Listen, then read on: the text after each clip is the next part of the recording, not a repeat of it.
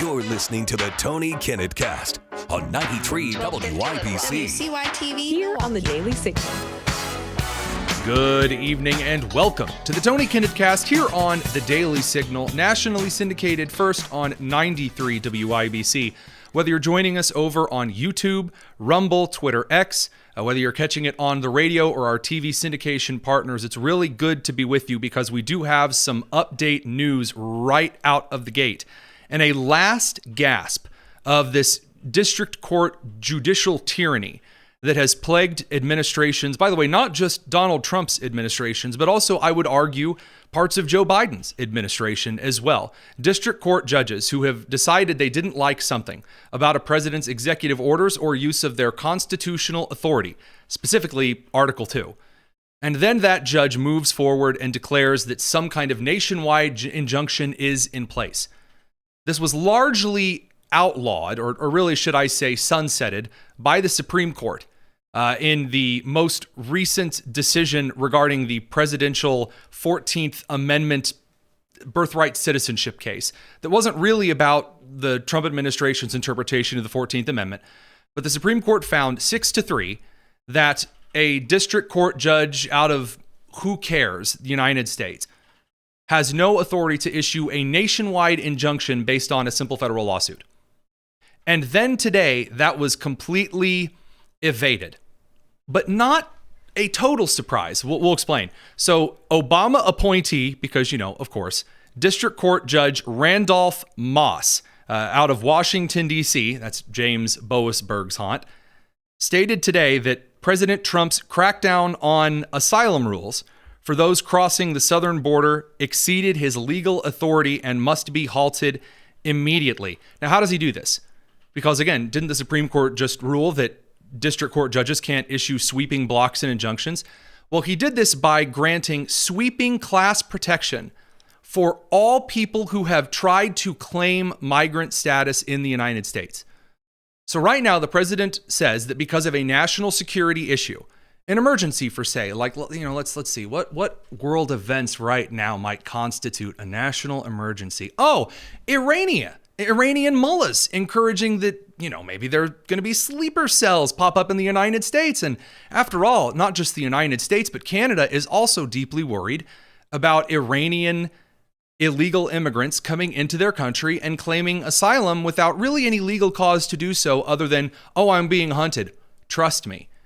And so the Trump administration said that crews from places like Iran, many Muslim majority countries where there is severe unrest and a lack of vetting, and then, of course, your classic Venezuela, as well as individuals from Mexico who might be linked to particular cartels like Sinaloa or the MS-13 gang from El Salvador. These groups, the Trump administration, in seeking to prevent, enter the United States illegally, issued a national emergency and said, all right, no more of this just coming in the country. You can cross the border illegally. And then if we catch you, you claim asylum. None of that. And by the way, as for all of the calls from Joe Biden's administration, which said, you need some kind of law for this. I can't even do it, lasagna. The Trump administration made it explicitly clear, not through words, but through actions. Over the last 2 months, there have been zero of the individuals who have entered this country illegally that were released to roam about the cabin. Not allowed. And it has been an extremely, extremely popular part of the Trump administration. Not just for Republicans, and independents, but even among Democrats. There is significant approval, especially in what some would call minority communities in inner cities, among registered voters for enforcing immigration policy. And this judge, Randolph Moss, has granted class protection for a group that isn't even a class. And this is where this is going to fall apart very quickly. You should look for the appeals court to strike this down. And if they don't, then you might even see some type of an emergency Supreme Court order, which, again, the timing of this is suspect because Roberts essentially said, all right, we're done for the year. We've issued our stuff, terms closed. But this does bring a couple of interesting points to bear. Samuel Alito called this one. Justice Alito said on Friday, and I quote, Otherwise, the universal injunction will return from the grave under the guise of nationwide class relief and today's decision will be little more than a minor academic interest. He also said, quote, I join the opinion of the court, but write separately. That means he writes his own separate opinion. By the way, unlike Justice Ketanji Brown Jackson, who filled hers with wait for it and full stop and legalese, Justice Alito wrote his in coherent English. Kind of a nice touch from a Supreme Court Justice of the United States. He says, I join the opinion of the court, but write separately to note two related issues that are left unresolved and potentially threaten the practical significance of today's decision: the availability of third-party standing and class certification. So he says this: we have not defined what it means to be a class in the United States. We've said what a class cannot be. For example, in the ruling by the Supreme Court in Mahmoud v. Taylor, the Supreme Court ruled that individuals who are LGBTQ or trans or whatever are not necessarily a protected class, because being trans means like nothing. 1 second you're trans, 1 second you're not. You don't have to get surgery. You can't prove it via brain scans, no matter what some goofball that some formerly conservative outlet decided to hire tries to tell you. So what does this actually mean for Americans? It means that right now there is a judge in the Washington, D.C. District Court that has just decided to grant anyone who came into this country migrant status. And that means you're a protected class of some sort. Now, the reason the Supreme Court didn't actually put injunction or class-wide relief injunction restrictions in place is because you would then have to define every kind of class that there is. And common sense would say, okay, that's, a group of people who are comprised of a particular racial makeup or a sex makeup or a religious makeup. Migrants don't qualify here. Because again, there's not even set determinative factors that prove whether an individual is fleeing their country or whether they're just coming here and then claiming migrant status. This is a severe concern of the Department of Homeland Security. And the Democrats, if they don't have this, they have nothing. And I do mean they have nothing. Right now, the big, beautiful bill, which is being openly debated and argued over by the most diverse Republican Party of all time, this big tent coalition of former 90s Clintonian economic populists, all the way over to hawkish fiscal kind of corporatists, and then also your traditional conservatives and your fiscal libertarians, and then people in the middle. It's a wonderfully loud and aggravating debate at the moment. You can see this online between Elon Musk and President Donald Trump and everyone else throwing in their 2 cents. The Democrats have no seat at the table. Chuck Schumer's big, bold, amazing action was changing the name of the bill before it left the Senate. Ooh. And they are so impotent and angry that they have now reverted to just crying and making up horrible stories on the House floor because, again, you have to give members of Congress the floor during particular events. So here's Nancy Pelosi I'll save my analysis until after she's done crowing. Dr. King nearly 60 years ago said, of all the forms of inequality, injustice in health is the most shocking and the most inhuman because it often results in physical death. We come to this floor with the moral force of Dr. King's words in our heart. Let us not, with this bill, turn the American dream he talked about into a nightmare for America's seniors, the disabled, our children, our children, our children. Let us vote no on this shameful bill and throw a punch for the children. Throw a punch for the children. You had Hakeem Jeffries taking a picture with a baseball bat as well, saying he was going to keep fighting. Again, at a time of severe political violence in the United States, openly saying, yeah, let's throw a punch for the children. What are you talking about? Again, there's no actual citation by the Congressional Budget Office, by even left-leaning analysis of this particular bill that suggests that you're going to see American children lying on the streets just dead. Representative Sarah McBride from Delaware, the dude in a skirt, he's back again to claim that we're all going to die and it's going to be terrible. So here you go. The dude who doesn't know what he is here to tell us about the bill. Do they even care? Every yes vote shows very clearly that they don't. This bill. You hear the people talking behind him because no one has any idea what he's saying. And additionally, no one's going for his judgment here. Radio crew will catch you in a second. We'll be over on the live stream. It's the Tony Kinnett Cast. Is trickle-down cruelty. and people will die because of it. People will die. Oh, clutch my pearls and the pack of tampons, apparently. It is weird, goofy nonsense. Now, my personal favorite, and we have received comments, people are tired of seeing me play Senator Chris Murphy of Connecticut on the shows. I cannot help it. Some people like to punch at Senator Chuck Schumer. Some like to punch at Senator Cory Booker. I know Ben Shapiro loves punching at Mr. Potato Head, Angry Eyes, Cory Booker. For me, Senator Chris Murphy of Connecticut is essentially a guy who has just found out his wife is cheating on him, and he's taking out his emotional anger on you. I am shaking with fury over what just happened. By the way, I'm sorry, he's shaking with fury over the big, beautiful bill, not his wife. That's the most monstrous piece of legislation I've ever voted on in my time in Congress. By the way, there have been some like truly theatrical bills that people have voted on in the Senate that have actually had the cause for some really awful things to happen. But a financial bill, a simple budget reconciliation bill that just throws money at the wall hoping it sticks, is not monstrous. What do those Republican senators go back and tell their constituents that they did? We cut Medicaid for illegal immigrants. You're no longer paying for someone else's health care if they're not a citizen. That's what you tell them. Like that, in a little rhythmic song. In the final speech, the only thing they mentioned was the money for the border. But only the money for the border. What more can they do? They've already militarized the border. Oh man, what can they do? They've already militarized the border. Yeah, that's what I voted for. I'd like them to be well paid for. I would also like there to be additional measures put up so that it's more difficult for people to evade border enforcement. Maybe even we fund things that make illegal immigration less likely and by the books immigration and asylum claiming more likely. If we actually reform the system, again, Republicans do want to reform the system of immigration. That starts by shutting the border. You have to turn off the faucet before you fix the pipes.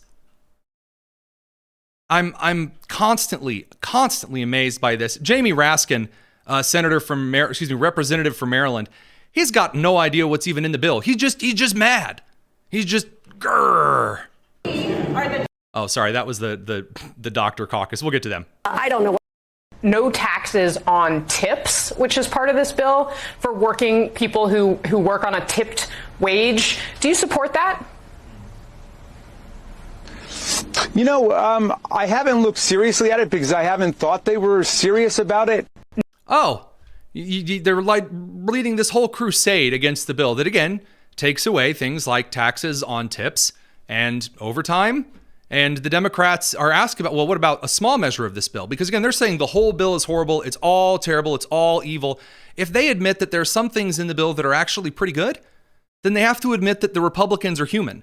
And everything in the Democrats' motives and their words and their actions right now are aimed at dehumanizing and Nazifying the opposition party, so that when violence comes upon them, they can say, well, that was really deserved. Look at how Islamophobic and how evil and anti-immigrant and terrible these people are. And it just isn't going to land. Again, the doctoral caucus is just special. We'll get to that in a second. Here's Brittany Peterson of Colorado telling us that she's out of breath. That's why you should care. Hi, everybody. I lost my voice. We were forced back here. Took a red-eye flight. I love that we were forced back here to do our jobs. Senator Fetterman, who's normally pretty decent from Pennsylvania, said, I think we've missed our entire beach vacation at this point. Oh no, you have to do your job instead of partying? Boo-hoo. Boo-hoo to you. We'll be back in just a second for more of this nonsense. It's the Tony Kinnett Cast.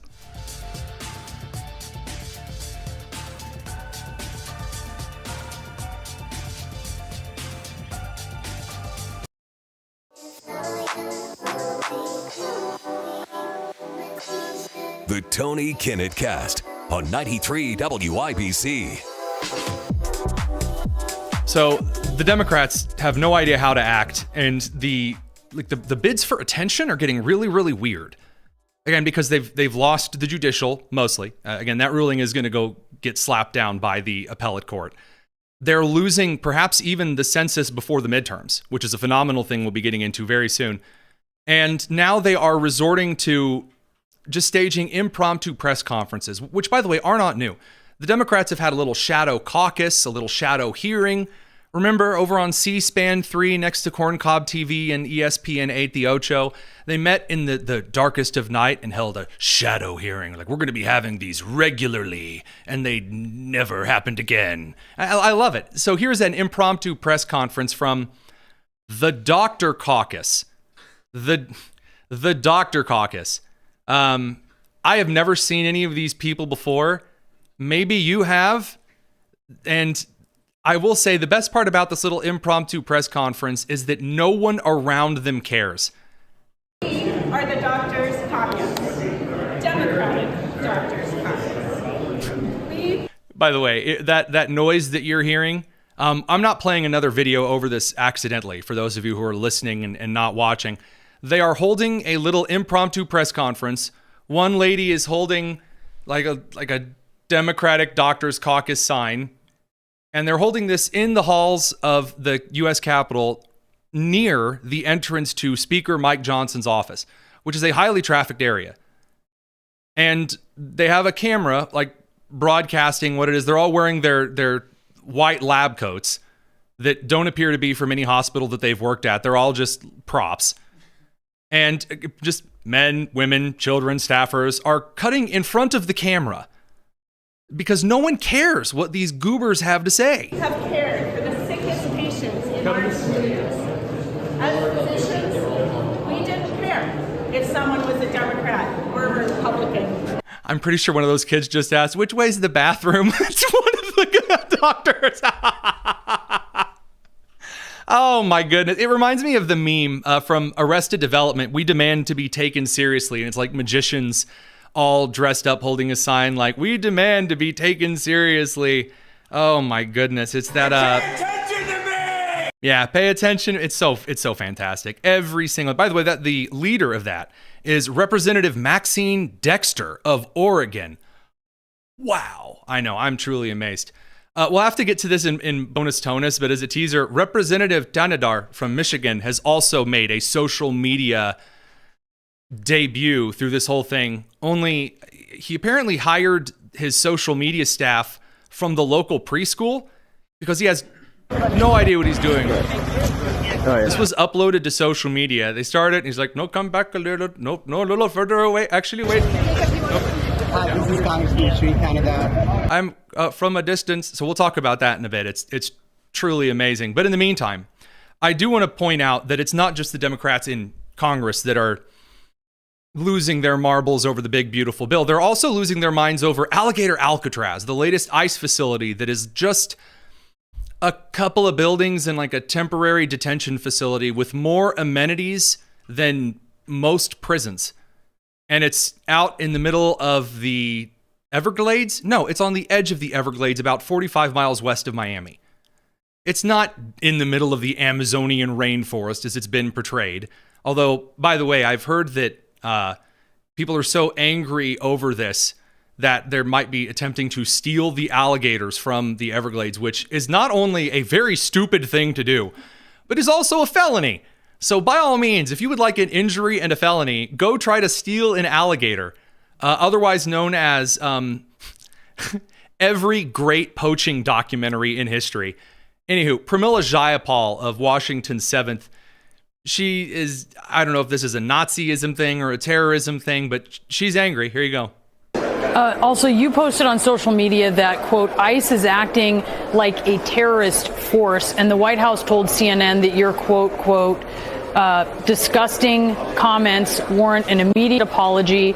They called ICE officers heroic. They're saying they're, quote, simply doing their jobs and enforcing immigration law with the utmost professionalism, and that dangerous smears by this is their words, deranged leftists like Jayapal radicalize their supporters to violently attack and obstruct federal law enforcement because of comments like Jayapal's. Assaults against ICE agents have increased 500% this year, and that number will go even higher if Jayapal doesn't stop with her smears. By the way, it did in fact go higher. Now it's up 700%. Assaults on federal officers, especially in immigration customs enforcement. What is your reaction to that? What is deranged and cruel and outrageous is that literally we are seeing ICE agents. I assume they're ICE agents. They say they are. They don't have any identification. They do have identification. They show up in ICE vehicles. They have federal documentation on. They just don't show you their face so that you can harm their families for upholding federal law later. Wearing masks. They're in plain clothes. They are coming and kidnapping and disappearing people. They're not disappearing people. They're not disappearing people at all. Every single individual that ICE has apprehended, you can find. Now, you know what would keep someone from, they're really worried about the undocumented immigrants. You know what would be really neat to have to keep you from being disappeared? Documents. I'm just going to say that if I have some kind of thing that I'm trying to find, or I'm trying to figure out how to use, or maybe I have a bit of a dispute over this thing, I can look at the receipt, the documentation around it. I get a lot of clarity really quick. Amazing. I do also love the lady who refused to condemn the actual domestic terrorists wearing masks and burning down Minneapolis. All of a sudden, when the cop wears a mask, that's just too far. Now, the social media influencers are having a real time with this. I will be in jail if I see somebody wearing an alligator Alcatraz shirt or any type of merch. It is a concentration camp.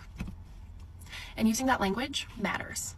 It is a concentration camp, and we're acting like it's an amusement park. Okay, first of all, we will absolutely be selling alligator Alcatraz t-shirts. I told producer Nick we will, after the show is over, we will start sketching up some alligator Alcatraz shirt designs for you. The most American thing I can possibly think of. Maybe a Border Patrol officer riding an alligator. It sounds awesome. So we will absolutely be making those shirts. First of all, sorry, liberal white women just going to have to struggle on this one a little bit. Number two, a concentration camp is a type of political prison in which individuals are deposited, never to return from. They are put there to either be worked to death, poisoned, shot, etc. The point of a concentration camp, it is the final place. The ICE detention facilities are not concentration camps. Now, I should not have to tell you this. In fact, for 99% of you, I don't have to tell you this. But for a few of the Democratic staffers who I know listen to the show, I would like to remind you that the Nazis did not take Jews, put them in a concentration camp, and then remove them from Germany and send them somewhere else 2 weeks later after being very well fed and cared for.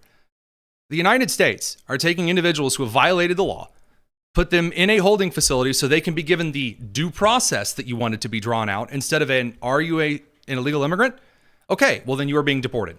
Instead of that, you are the ones that have asked us to hold them while we get every immigration judge from here to Kalamazoo to rule on whether or not their migrant story sounds believable, and the MS-13 drawings and tattoos on their knuckles are actually just astrology symbols because, he's a Gemini and they're so wacky. You were the one who wanted this. So yeah, they're going to stay in the Florida Inn Express, the alligator Alcatraz, for a little bit there. This nonsense. You're not going to bring Americans over to your side on this. Ellie Mistel, who I can only assume is the nutty professor's disgraced child, has decided this calls for other countries to sanction the United States. And I don't say this lightly, but our country needs to be sanctioned. We are the bad guys on the world stage. We are a menace to not only free people everywhere, but we are a menace to peaceful people everywhere. Amazing. Why are people still coming here then? How about that? We'll be back in a second, radio crew. Catch you in a minute. It's the Tony Kinnett Cast.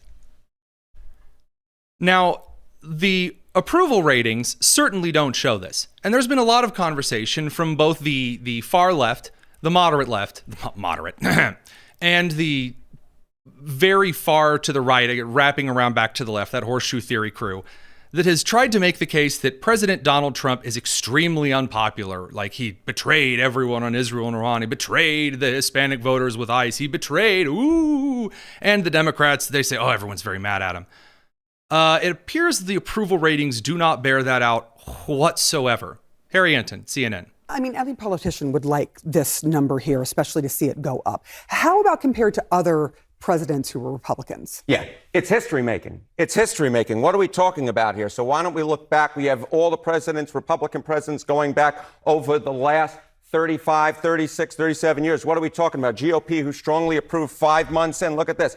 George H.W. Bush, Bush 41, 46%. Bush 43, 59. You see Trump, the first term, 53. But look at this. 63%. He beats all the other Republicans on the board here. And I was looking even back since Reagan.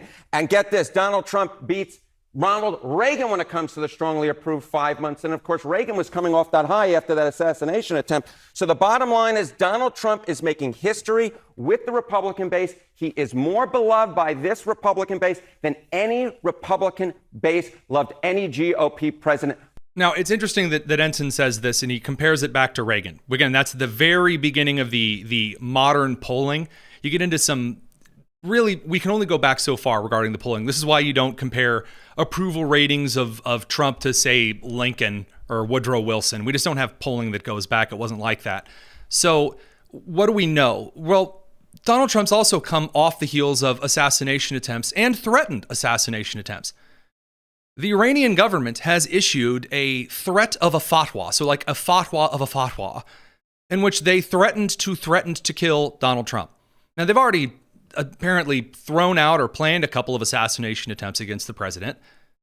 Additionally, the Trump administration, specifically via federal agents, are increasingly the direct target of some of the most insane people on planet Earth here in this country, who have been agitated by Democrats in Congress to commit all manner of violence because they are told that there is this massive group in the country who is this bigoted, homophobic, racist group of Nazi, Islamophobic, terrible, horrible people that hate anyone who's brown, and they're going to come and they're going to get you in the middle of the night. They're going to get you and ship you off to Alligator Alcatraz. And it turns out, no. And the response to that is an incredible amount of approval because the Trump administration, unlike a bunch of moderate Republicans throughout the aughts and the teens, who said, well, I don't want you to call me mean, so I'm going to back down a little bit. Trump doesn't do that. Trump goes, I don't care. In fact, here's Pete Hegseth, a Fox News host, who's going to flip off the trans people in the military. And then he did. And then it turns out Hegseth did some stellar work. Now, we're going to head over to Ron Coleman here in just a moment to talk about one of the pillars of the problems that is developing in the United States, because the LGBTQ plus 2IA Pride Month crew has been leveled very low by Americans who lost their taste for this. And now the last thing that Americans have been tutted on, this Islamophobia, that if you question a particular group of individuals who hold very fundamental beliefs, that the entire world should be conquered, and that those who, are in their way, you chant death to America, things like that. Maybe those particular people, maybe we don't exactly care if they call us mean. We're going to talk about that next. It's the Tony Kinnett Cast here on the Daily Signal.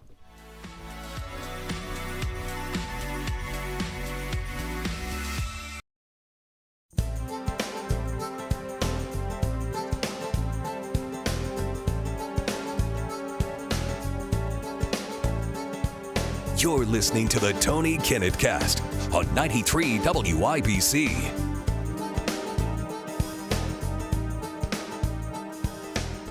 Welcome back to the Tony Kinnett Cast here on the Daily Signal, nationally syndicated first on 93 WIBC, joined by the man, the legal mastermind, the lawyer supreme himself, Ron Coleman. Thank you very much for joining us this evening, my dude. My pleasure, Tony. How you doing? I'm doing a lot better before I watch some of these videos that are circulating around the country of the audacity of people who have been soft-pedaled, soft-handed, spoon-fed all of these wonderful niceties about the Islamic fundamentalism, so that you have people like this Noura Salash, who is a former director of government affairs for the Council on Islamic Relations in Kentucky, who was being dragged out of a building for trespassing, shouting, and I quote in Arabic though, I demand jihad. I want ISIS to kill all of you. End quote. Are a hateful bigot. Who is this woman? What is she doing? I don't even know. Thank you. This is insane. I'm not leaving. This is what Jews in New York City have to deal with in a place of business. It's my office, Nora. Okay? I'm not leaving. I'm not leaving. Should we with you? No. You know, I asked him if he did. أنا اسمي ألف لام ميم. هذيك الكتاب كلها يبقى في هدى للمتقين. I'm just hoping that this person has a mental. للمتقين. I demand jihad. I demand jihad. I want ISIS to kill all of you. Okay. All right, somebody call the Pleasant stuff. It's going on in more places than one these days, you know? It seems that we have a real social, demographic challenge and cultural challenge on our hands, because assimilation isn't going the way it usually goes with new population influxes. For example, like in an Islamist flight over to Minnesota, which is certainly known to be, well, as certain congresswomen who've allegedly married their brothers would call it, a great place to immigrate to. A flight to Minnesota completely taken over by groups of people wearing certain cultural keffiyeh accoutrement, shouting Free Palestine, doing a bunch of chants in Arabic and like really, really poor Farsi. We're talking Google Translate level. The flight attendants are asking them, please sit down. And we're talking about assimilation, just cultural standards, sit down on the flight, don't walk out in the street acting like a fool, just, be a normal person. Instead, they're harassing the flight attendants, telling people to sit down.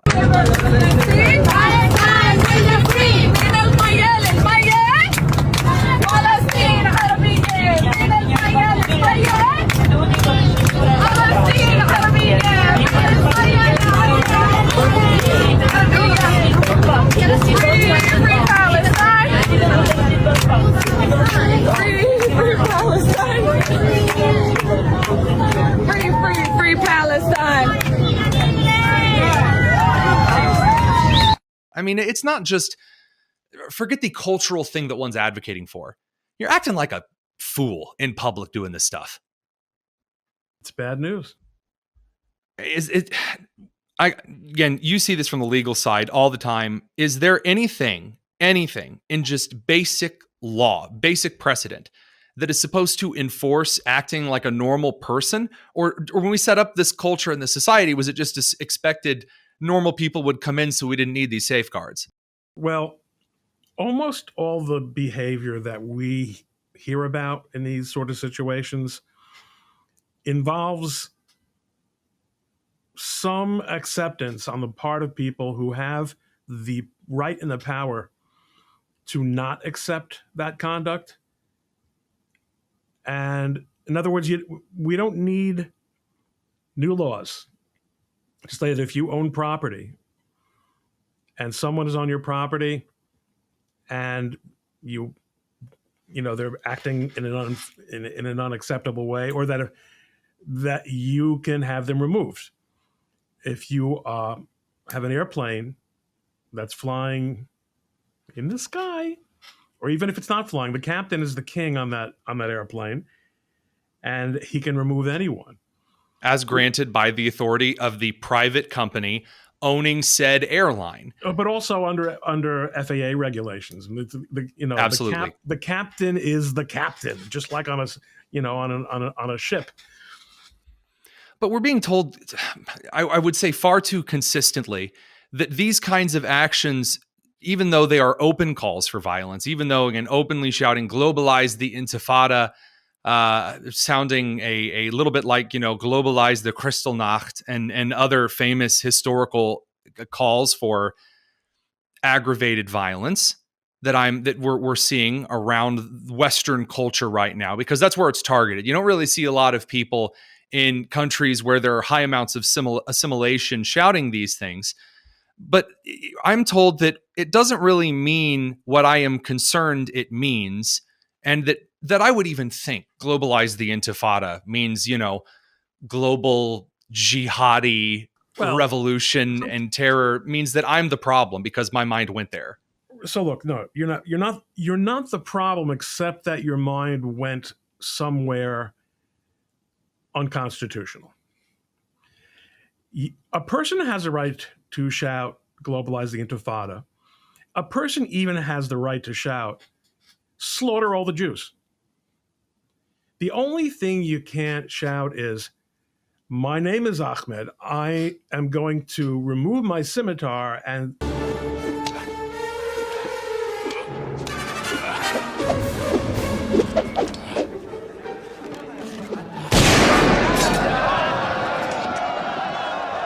cut the throat of the Jew Coleman who's sitting next to me on the subway right now. 1, 2, 3. Okay, that's now a real and present and realistic threatening combination of words that would lead me to realistically apprehend that he wants to cut my head off. Right. It's the inciting of violence directly, and then the not just the inciting of violence, but then, you know, I'm sorry, you said, you know, pulling out the scimitar on the subway. I can't help but think of the correct legal response if someone pulls out some type of a sword or knife and comes at you threateningly is the Indiana Jones answer to such nonsense. But regardless of that, and of course we've seen in the New York City subways individuals who have come to the defense of those around him, not even on, you know, again, we're talking about in this case the rise in Islamic calls, but Daniel Penny on the subway. Yeah. So, I mean, I would say, as upsetting as it is, I mean, you're getting at something I think that is a fundamental problem, but it's not a legal problem. I don't think it needs to be a legal problem, and that's a good thing. I mean, legal problems, that has the legal problems carry with them the idea that there is something inherently wrong with the system that perhaps wasn't foreseen or has been misused that needs to be corrected. And, you know, just coming from a Christian background, the thing that we often say is that this country needs revival, that it needs a return to the values that have given it such life. And that's a far better thing than a legal thing, because I don't have to wait for an election for that kind of a revival to take place. Well, okay. I mean, there's no question that this country requires a spiritual revival. And the best thing that could happen for America would be for it to return to its Christian roots. Having said that, in 2025, it's really hard to see how much there is there. There is a real problem with faith in America. The people will no longer merely go to church because that's what a good Christian does. If they're not believers, there's no social pressure on them to, you know, to stay in line theologically and to conduct themselves theologically. I have deep concerns with this. Please keep going. I'm sorry. It was one thing to start out as a country where every state was founded by a different Christian religious denomination. The Baptists in Rhode Island and your Quakers in Pennsylvania and that kind of a thing. Them, but they all shared fundamental mores, maybe not fundamental ideas of what the Eucharist was about, but and Jews could slide into that and did, and notwithstanding what the woke trolls are consistently shouting about, there's no such thing as Judeo-Christian ethic. That's because they don't know anything about ethic. No, and we could talk about the illiteracy of, I've gotten such pushback for this, of individuals like Candace Owens, whose only real ability is, while in a very articulate and charismatic fashion that is impressive at a level of natural talent, essentially just regurgitating what she's seen on social media, because she doesn't actually study history, she doesn't actually read, and it's frustrating because as someone who has looked at a number of historical texts and have had the privilege of reading some primary texts that we are able to salvage. I mean, we had phenomenal professors when I was in college that showed us some Koine manuscripts and since then some really cool artifacts from history that disprove a lot of this silly nonsense. But that's not my biggest gripe, is that people aren't reading history. I hate the weaponization of some cultural facets, the exterior paint of Christianity, and then using that as a means to undermine a Judeo-Christian philosophy. So you'll see people walk around and they'll say, well, Christ is king. And they aren't actually in and of themselves Christians. They do not believe that Jesus Christ is the King of Kings and the Lord of Lords, as Scripture articulates in the New Testament. But they'll say, well, they're a cultural Christian. I don't really believe in Jesus Christ. I just like that Christianity is a thing. And it's like they're a girl dating a guy who's obsessed with a particular sports team. So she's wearing the jersey. Oh, she has no idea. Oh, Tony, why. you're the first person I ever heard. I always say that it's actually more relevant to Zionism than to Judaism. What's your Zionism? That's the team that you root for. But do you live in Israel? No, but I go to the Israel Day Parade. All right, so you go to the Israel Day Parade and you put stickers on your car. But with all due respect, that's a rooting interest, okay?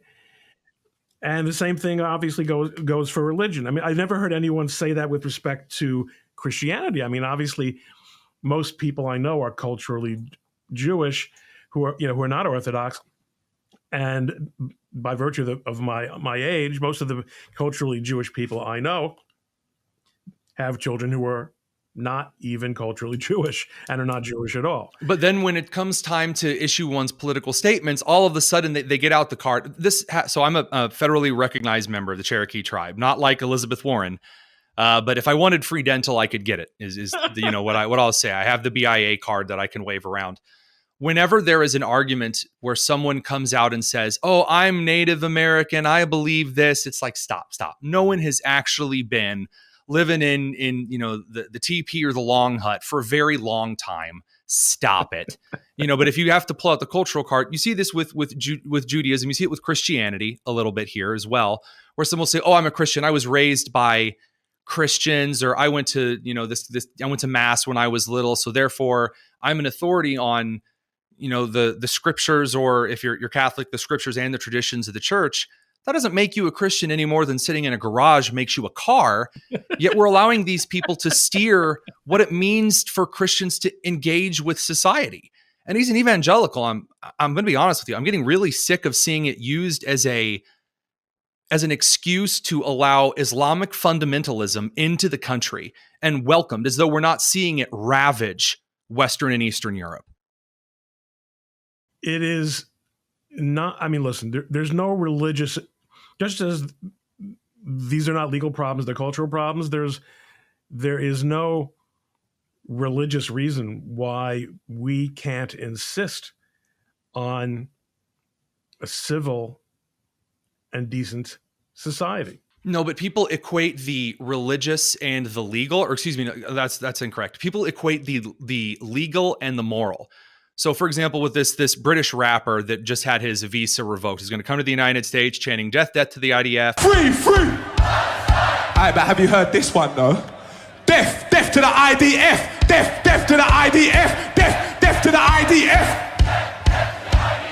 And also, if you say you want your country back, shut the bleep up or sit the bleep down or whatever it was that he was yelling. How do you want your country back? Ha! Shut the up. How do you want your country back? You can't have that. And people are saying that this is an infringement on the First Amendment, as though because I, as an American citizen, gives me the legal right to shout almost anything that I want, with a couple of exceptions here, that some foreigner has the moral right, as though if I don't let him come into the country and incite those things like Mahmoud Khalil with the Columbia University riots, then that makes me awful because I'm not defending some foreigner's ability to come in and cause a ruckus. Tony, you may be awful, but it doesn't really matter whether they think you're awful. The point is, it's well-established U.S. law. Just ask the late John Lennon. If we think you're not good for this country and you're not an American citizen, we don't have to let you in. And that is an executive branch decision. John Lennon, of course, was very assertive in his opposition to the Vietnam War. The Nixon administration tried to keep him out. Ultimately, it was litigated.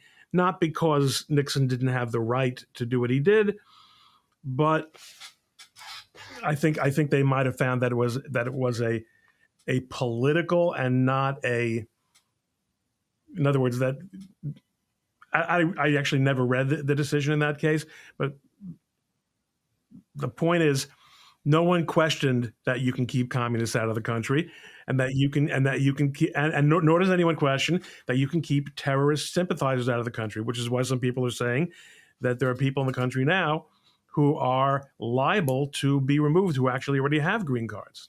Absolutely. We'll be back in just a second. Ron, can you stick around for another segment? We're up against the FCC clock. It's the Tony Kinnett Cast here on the Daily Signal. Got to pick up the radio, folks.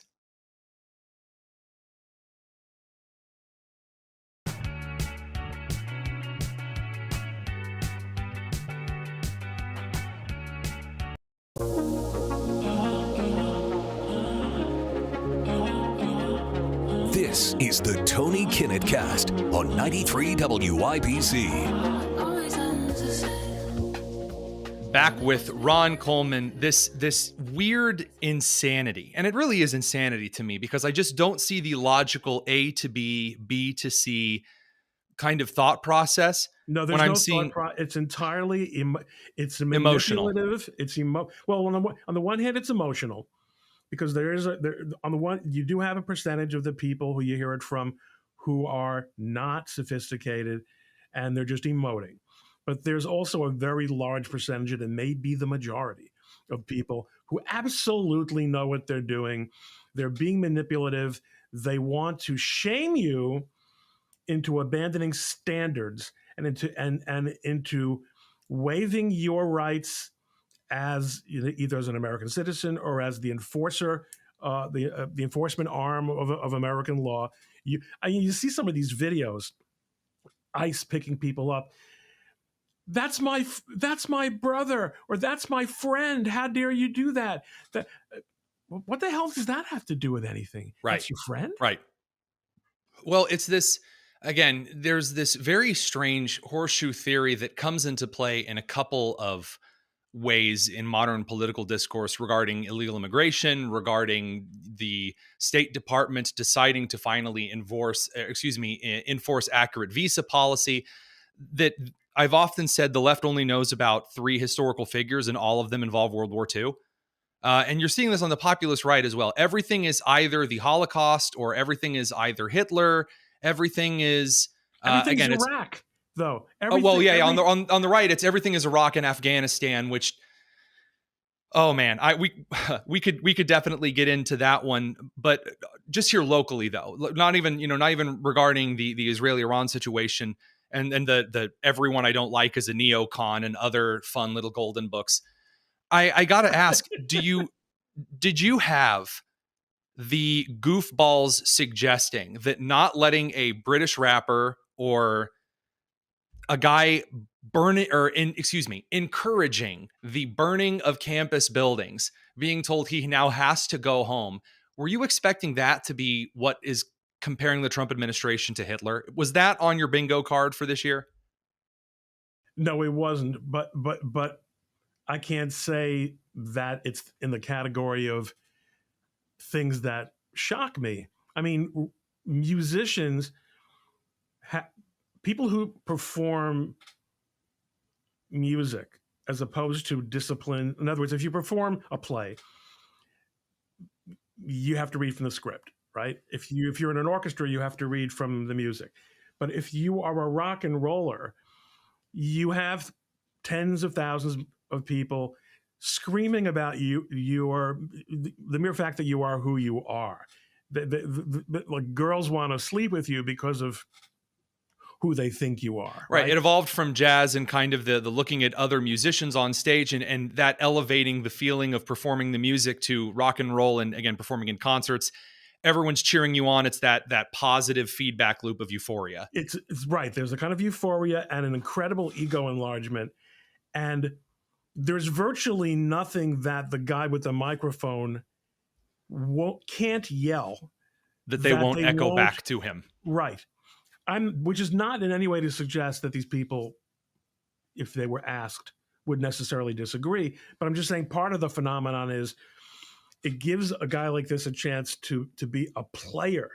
I mean, Ron Coleman and Tony Kinnett are talking about this in America. Why? These are guys who never heard of me before, and now all the little Hitlers like you and me are upset about him, and this gives tremendous amount of power.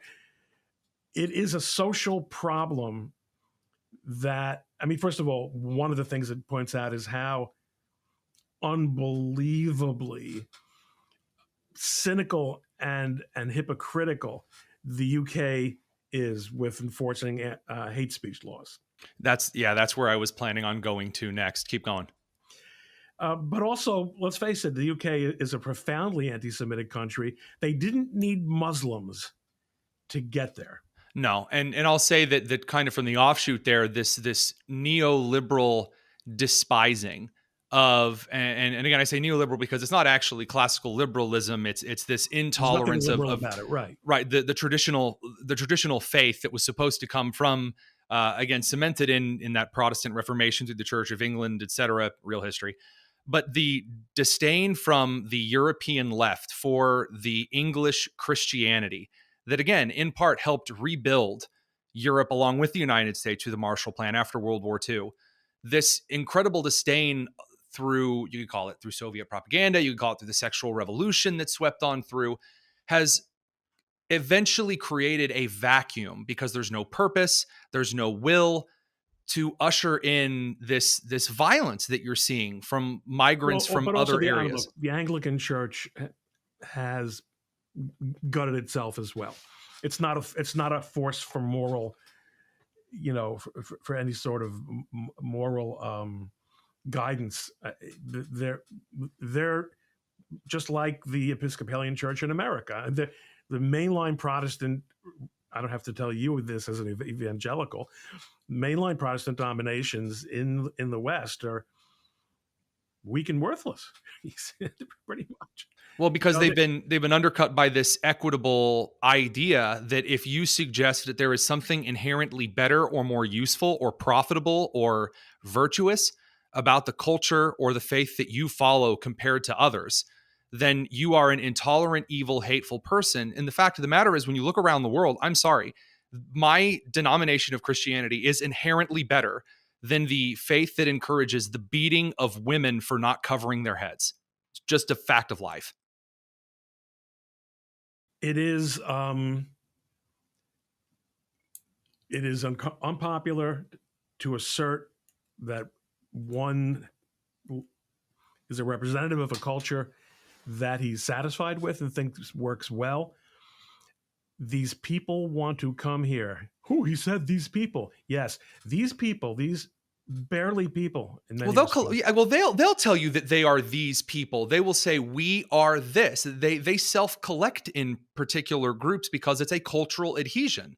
But they don't want to stay in the countries that have been run according to the mores and the teachings under which they have lived for hundreds or thousands of years. They want to come to our world that has been run in a way that they maintain is corrupt and and sinful, which it may very well be. But why is it so much more? I mean, I know our girls are better looking. Fine, that's easy. That's an easy answer. But separate and apart from that, first of all, you only get one here. Why, it's just, but moral leadership on the issue. Listen, I'll never forget after 9/11, George Bush coming out and saying, Islam is a religion of peace. Of all the things you're going to say, there's nothing to do. Islam has nothing to do with peace. Again, because the immediate equation, this is clearly what has undermined the West, was this idea that if you call me mean, if you call me a terrible person because you assert that my clear definitions of standards for culture, for assimilation, my reading of history suggests, maybe the caliphates were kind of awful. You immediately, your thing to come out is to qualify that with, well, Islam is really great and wonderful at all times. There's no questions allowed. And then you follow that up simultaneously with all of these qualifiers that there's really nothing being conserved if you want to make it political, but you are selling what makes the group you are fighting for, which is not one about race, which is not one about sex, which is one about the building of a Western nation which has stood for freedom and liberty itself. You're undermining it because you're saying, well, they're just as good over there. They just haven't had the same opportunities that we have. You're making a left-leaning argument or a far left argument for the very thing that's trying to take you down. Well, they won't even, first of all, I mean, I don't think you really find that argument takes place. They won't even get into the question of can we evaluate this society versus that society? It's simply it's inappropriate for you to even posit that such a comparison should be made. And that's what enables leftists who live lives that are utterly incompatible with Muslim life. That's what enables them to politically align with Muslims, with Islamists, because there's no inquiry whatsoever, either internally or in discussion with normal people about that incompatibility. No matter how many, I mean, people need to stop tweeting. I'm going to use the old nomenclature. They throw you off a building in Palestine. Guys, guess what? They're past that. They don't care. It's 100% true. But you're talking about people who are completely uninterested in that topic. It is a matter of allyship, and what they share in common is enemies and resentment. And that's all they need. Yeah, I mean, this is the case that I make with Zoran Mamdani. It's the same logic. The left that supports Zoran Mamdani does not care that he's a communist. So when you go out and you suggest, well, he's a communist, and they go, no, he's not. That's a misdirection. They know he's a communist. They don't care. They endorse the upheaval and the revolution, pretending that that's, I'm going to scare away the blue voter from suburban Indianapolis. I spoke to someone today who just had a conversation with a woman around my age, a few years older, who knows the Mamdani family very well in New York and knows the man very well and thinks they're just the most lovely people ever. And my wife said, well, haven't you heard the kind of things he wants? Oh, he's not really going to do that. He's not really radical like that. That's just the rhetoric that these crazy kids use. But this is how the West always underestimates its haters. This goes back to the very beginning of what you were saying is it's what they merely say does matter. We're not going to have a civil society. We're not going to have pluralism that actually works if it's okay for one side to say the most extreme and, by the way, false things about the other side. The idea that you can start a war by slaughtering a bunch of innocents and then immediately accuse the other side of genocide. Oh, and it's a prison state, and it's just a holding cell. Yeah. And that there is no language that's too extreme on that side. Oh, they're just emotional. They're just emotional. Guess what? That means that we are not on the same page in terms of how a society has to be run. And no, I don't want you in my country if that's how you're going to conduct yourself. Correct. Absolutely. And I really think that it's just best to, I think that it's just best to put that there. There's no other clarification. There's really no other argument that needs to be made when that's what's out there. That's what's on the line. Ron Coleman, I know that this was a slight difference perhaps in maybe how the conversation was going to originally flow, but I really enjoyed it. And I'll tell you, I think that these kind of conversations are worth having. The tut-tutting, it's over. Not taking it. Bingo. Thanks for having me on, Tony. Anytime. You've got the link. You can use it anytime you want. We'll be back in just a second. Don't go anywhere. It's the Tony Kinnett Cast here on the Daily Signal.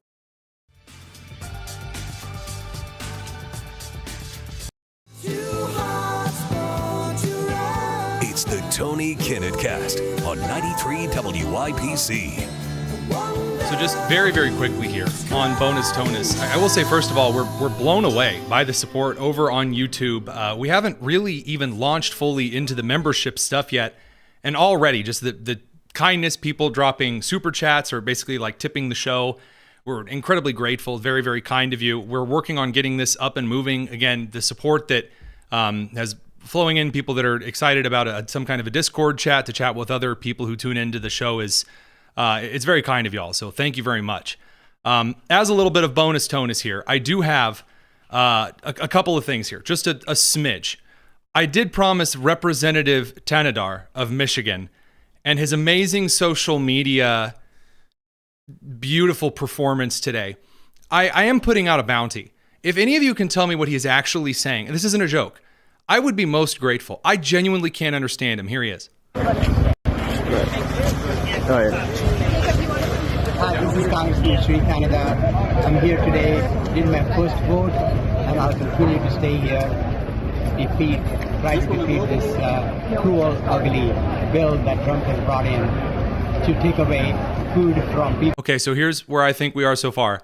Hi, this is Representative Tanadar. I'm here for the first vote of the Woogly Boogly and the cucumber. Over to if we don't get, then I will.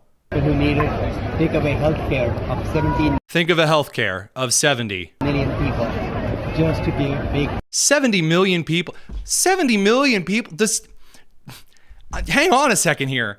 Did he just admit that the Democrats want to give free health care to 70 million illegal immigrants? That's like their guess? I think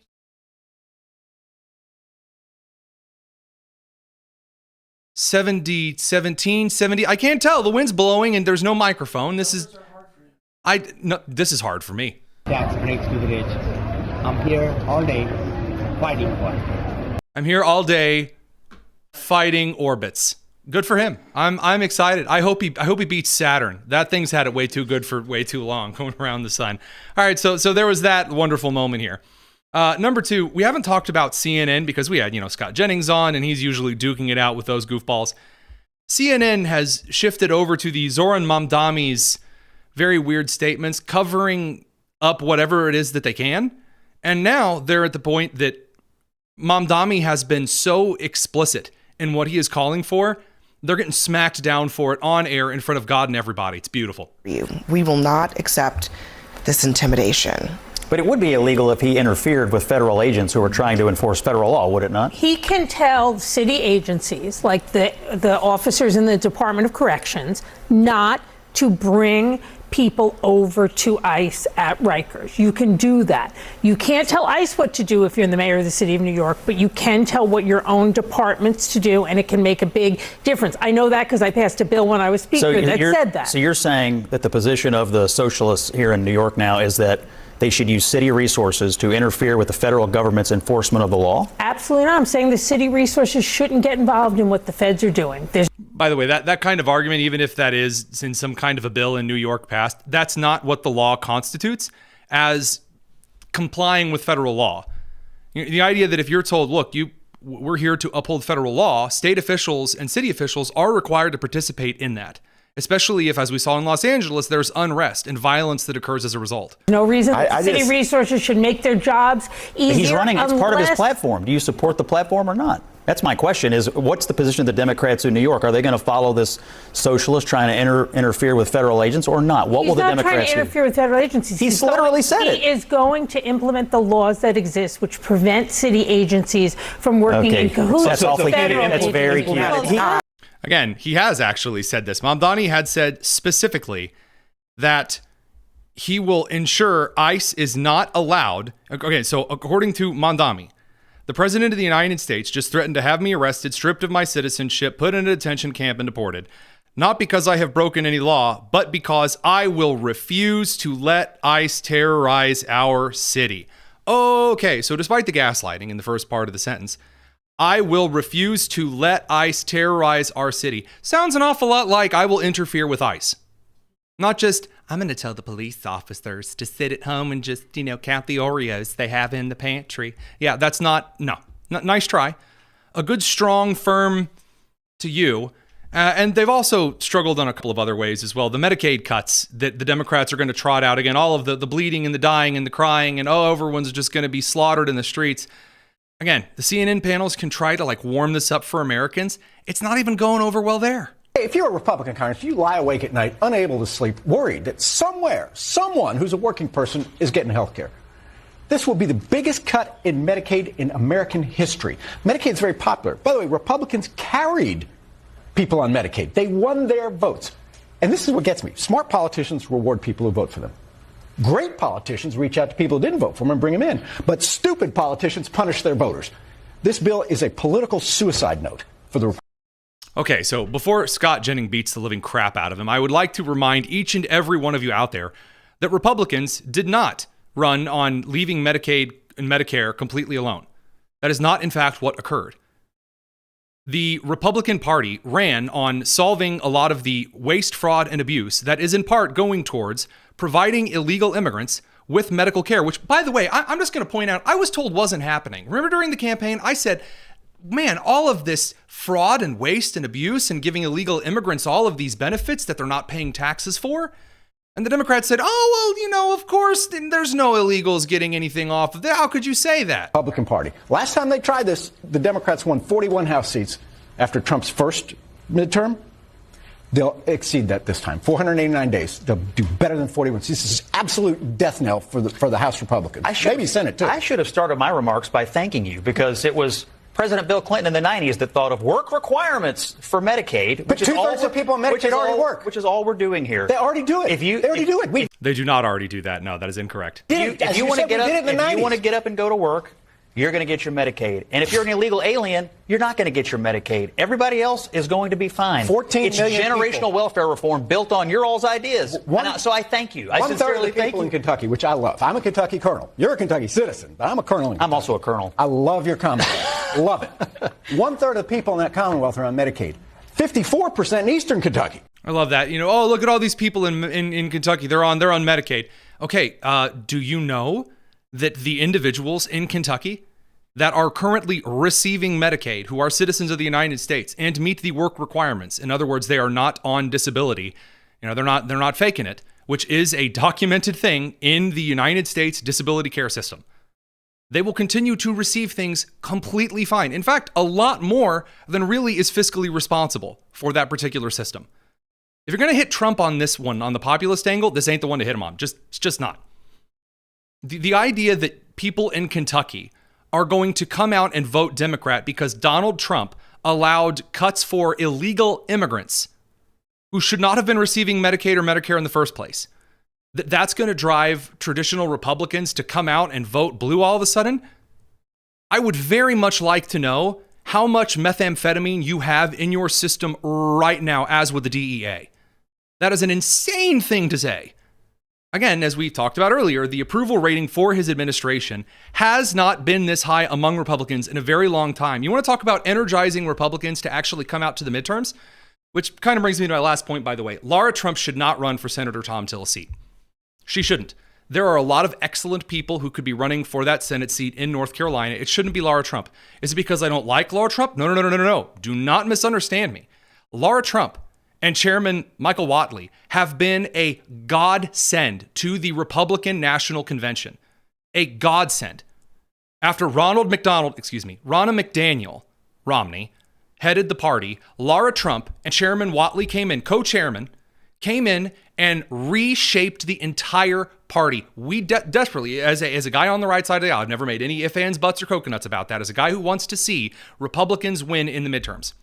You need to have Laura Trump, who is a very unconventional campaign style, and Chairman Whatley, who knows everything by the book, to work together to bring that through to fruition. It should not, I'm sure that Laura Trump would make an excellent senator from North Carolina. I'm sure she would. There are a lot of people who can be senator. Not everyone can be chairwoman or co-chairwoman of the RNC. And so what I'm really, really hoping for is that the same RNC that built a very strong coalition during the 2024 campaign, which was not a walk in the park. Don't let anyone tell you that oh, it was because Biden died that Trump ended up winning in the election. That's nonsense.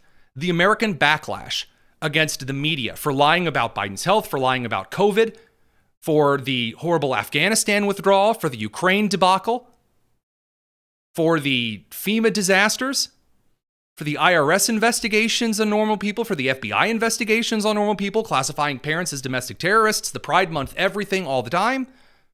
Those drove Trump to victory when they were capitalized on properly in a campaign. So again, just my hot take here. If anyone out there on Lara Trump's team has taken a moment out of their very valuable time to listen to this, please do not run for senator. Someone else out there can run for senator. And then you, me, and Dupree will tell them how to vote. Because that's my job as a pundit. I get out here and I say things, and then maybe or not those things happen. I sure would love it if they did. Lara Trump's doing a great job as chairwoman, co-chairwoman with Whatley of the RNC. Please keep it up. And on those very positive notes, we will have one more episode this week. Maybe we'll include a little something special before the 4th of July. By the way, again, if you haven't yet gone over to welldonbeef.com and grabbed yourself a delicious cut of beef, you're missing out. Make sure to head over there. Also, of course, thank you very much for the kindness on the YouTube membership side of things.